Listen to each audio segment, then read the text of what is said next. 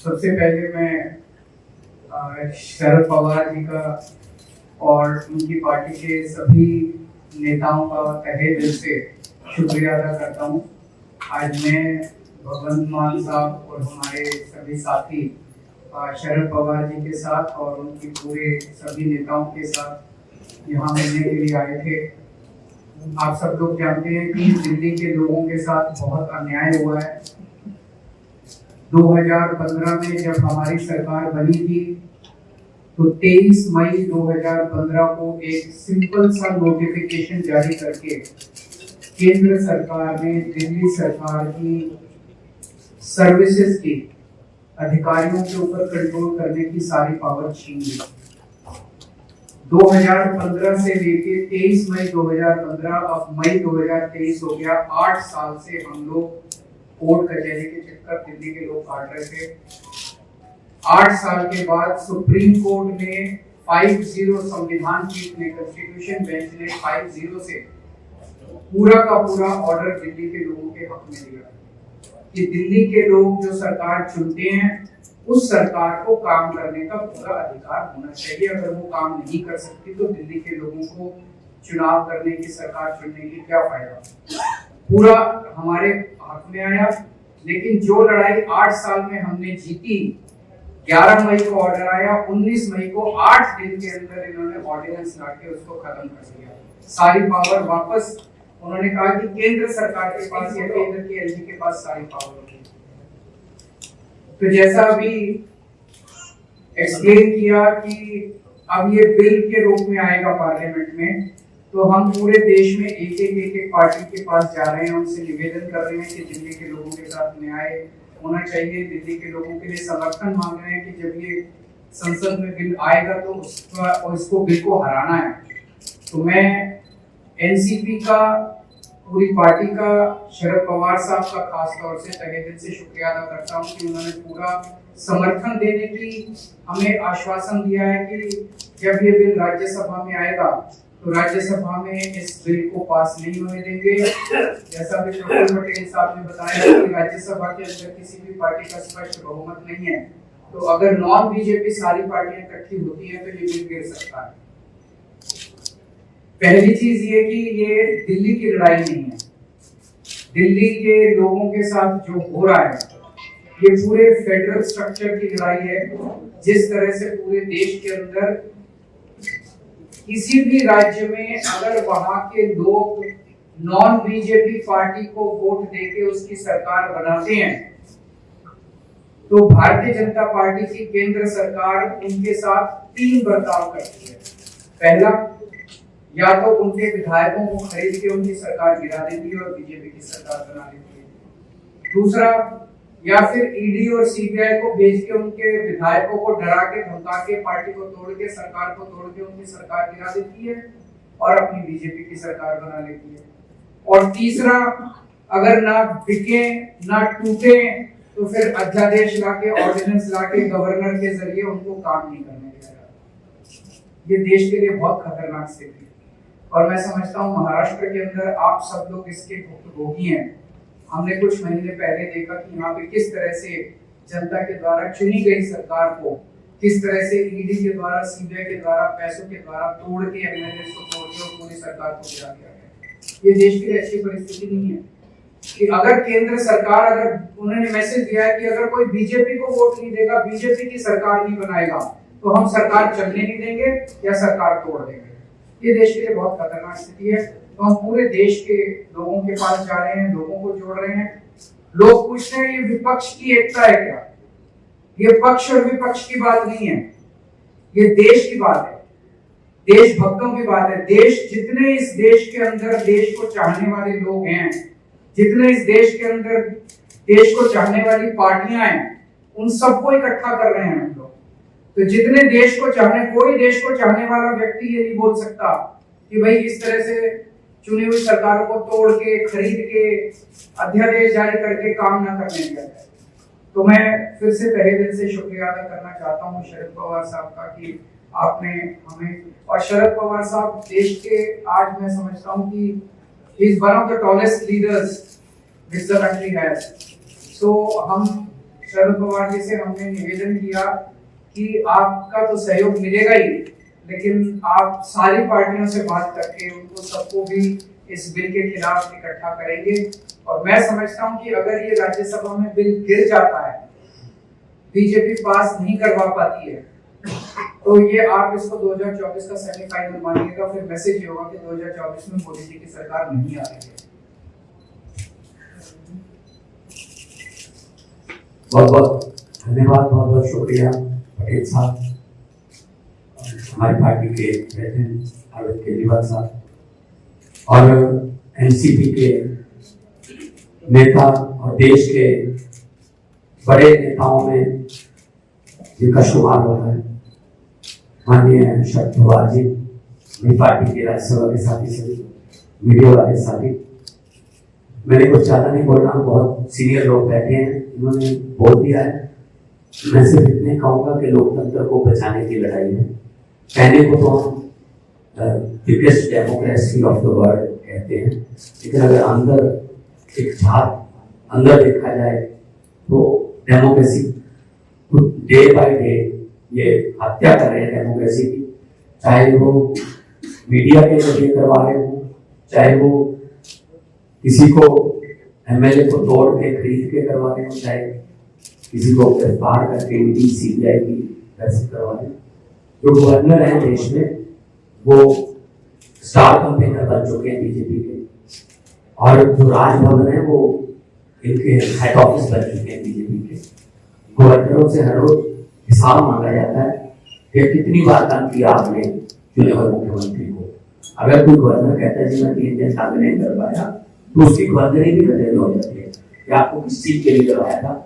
तो ऐसा चल रहा है। दिल्ली में तो चलो एलजी को उन्होंने सरकार घोषित कर रखा है, हम करना है। पंजाब में से फुल स्टेट हमें अपना बजट सेशन बुलाने के लिए सुप्रीम कोर्ट तक जाना पड़ा। गवर्नर जो है वो कह रहे मैं बजट सेशन नहीं होने दूंगा। सो देश में इलेक्टेड राज करेंगे या सिलेक्टेड राज, सवाल ये है। तो फिर 140 करोड़ जनता जो है वोटे के लिए लहंगे तो रखती है, क्यों करोड़ों अरबों रुपया खर्चा जाता है अगर सिर्फ 30-31 गवर्नर और एक प्रधानमंत्री नहीं देश चलाना है। तो ये बहुत ही खतरनाक है फेडरल स्ट्रक्चर के लिए। हर रोज किसी न किसी तरीके से राज्यों के अधिकार छीने जा रहे हैं, चाहे वो शिक्षा के माध्यम से हो, चाहे वो हमारे पानी जो पंजाब है पानी सतलुज हमारे पास ब्यास पानियों के जरिए है, चाहे वो पुलिसिंग, चाहे वो लॉ एंड ऑर्डर, हर बात में हस्तक्षेप करते हैं। इसलिए ये बहुत अच्छा एक मैं तो कहूँगा कि भगवान ने मौका दिया है कि देश प्रेमियों को इकट्ठा होने का। और शरद पवार जी के लिए ये कोई मेरे ख्याल में बड़ी बात नहीं, क्योंकि इन्होंने देश पर इतने संकट देखे और उन संकट में से जब निकलना था तो ये उस कमेटी के या उस सलाहकार जो कमेटी बनती थी उसके मेंबर रहे हैं। बहुत बार देश पर इन्होंने संकट देखा और संकट को इन्होंने टाला भी और संकट से बाहर भी निकाला देश को। तो ये भी एक डेमोक्रेटिक संकट आ गया है देश पर। इसीलिए शरद पवार जी के यहाँ पर आप आए हैं कि आप एक बार फिर अपने अनुभव का इस्तेमाल करके और इस देश को बचाइए, इस देश की डेमोक्रेसी को बचाइए, ताकि हम आने वाली पीढ़ियों को ये जवाब दे सकें कि जब डेमोक्रेसी को खत्म किया जा रहा था तो क्या कर रहे थे। कम से कम हम ये कह सकें कि हम ट्राई कर रहे थे, हम कोशिश कर रहे थे और हम किसी भी माध्यम से इसको रोकना चाह रहे थे। बहुत बहुत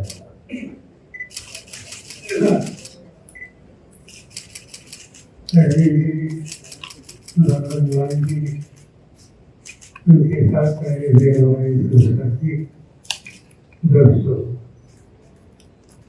आज की जो प्रेस कॉन्फ्रेंस थी ये बड़ी इम्पोर्टेंट प्रेस कॉन्फ्रेंस, क्योंकि प्रेस कॉन्फ्रेंस से पहले हम साथियों के साथ देश के सामने समस्या पैदा हुई तो दिल्ली के और पंजाब के मुख्यमंत्री गवर्नर अच्छी तरह से देखी।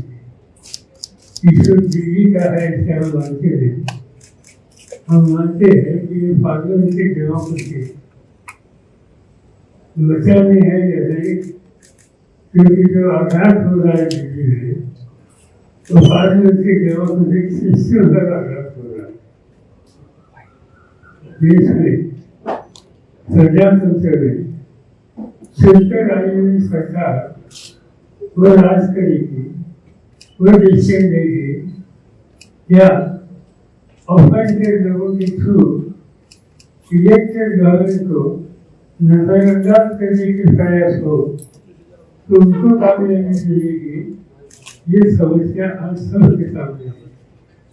और हमें ये लगता है कि ये समय कौन से पार्टी का आप है या आपकी नीति क्या है, इस पर बहस करने का समय नहीं।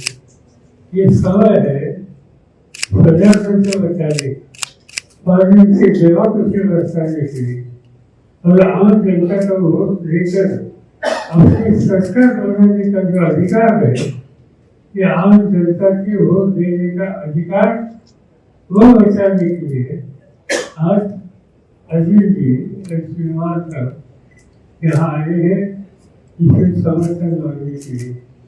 और मेरा कहना इतना है, मेरी पार्टी की तरफ से, साथियों की तरफ से, और मुझे सुंदर विश्वास है कि महाराष्ट्र की जनता में जो अजीत जी ने सुझाव दे दिया इसका समर्थन करेगी।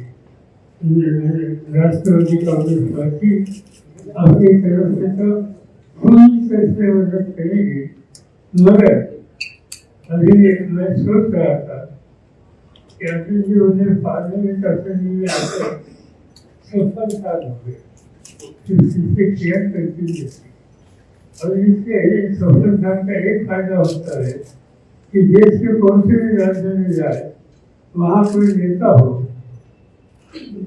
पार्लियामेंट का मेंबर हो, राज्यसभा का मेंबर हो, उनसे कुछ न कुछ व्यक्तिगत जिससे कई सालों से पैदा हुए, कई लोगों के साथ मैंने काम किया, और इससे सवाल दीदी का या आपका नहीं, ये सवाल देश में इलेक्टेड गवर्नमेंट को राज कराने का जो अधिकार लोगों ने दिया है, इस पर हमले हो रहे तो उससे बचाने का सवाल है।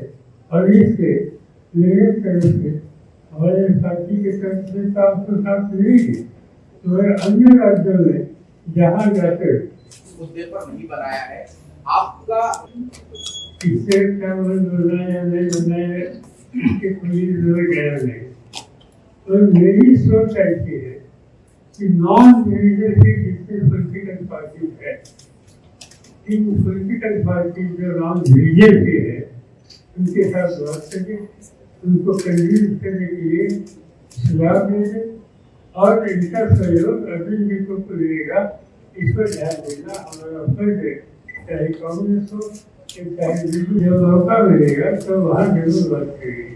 सर एक सवाल ये है कि जहाँ आप शेड्यूल साथ आ रहे हैं, वहीं कांग्रेस के जो नेता है मणिकम टैगोर जी, वो ट्वीट करते और कहते हैं कि 24% जो है सीएजीएस की सर्वे सामने आता है कि प्रधानमंत्री के तौर पर राहुल गांधी जी को प्रोजेक्ट किया जाना चाहिए, कांग्रेस से भी समर्थन मांगते हैं। ऐसे लोगों का प्रोजेक्ट करना, उसको आप किसी देखते दोनों से जवाब दें।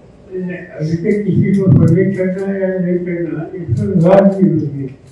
हम इतना ही सोचते हैं कि भाई इस प्रोसेस ऑफ डायलॉग ये शुरू करना चाहिए।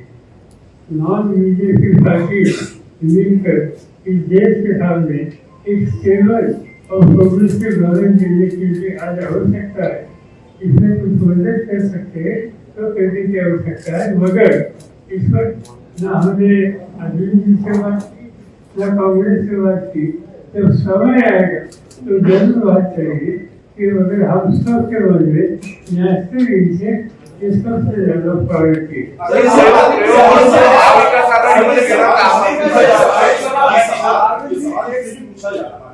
क्योंकि महाराष्ट्र की बात करें तो शिवसेना की तरफ से आता है, उद्धव ठाकरे की शिवसेना की तरफ से आता है कि हम 18 सीटों को लेकर पहले से ही अपना दावा कर रहे हैं, लोकसभा सीटों को लेकर एनसीपी का अपना रुख है। तो जो बातचीत का प्रोसेस के बारे में आप बात कर रहे हैं, तो वहाँ पे कहीं पर एक म्यूचुअल ग्राउंड बनता हुआ यहाँ पर तो नजर नहीं आ रहा, जिससे यह सवाल है। ये बात जरूर की यहाँ 3 पार्टी मिलकर काम करना चाहते हैं।